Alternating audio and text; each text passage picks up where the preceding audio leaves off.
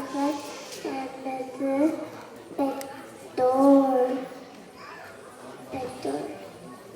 நான்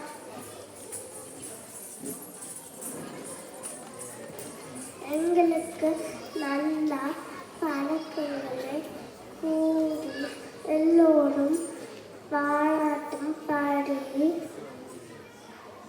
வாழப்பழங்கள் என்பது பெற்றோர். எனவே நாம்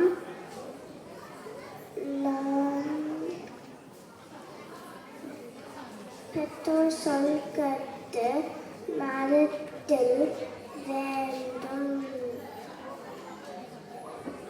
நன்றாக கற்று அவர்கள் விருப்பம் பாடி நல்ல பிள்ளைகள்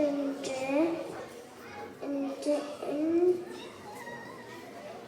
எல்லோரும் பாராட்டும் பாடி நடக்கும் வேண்டும்.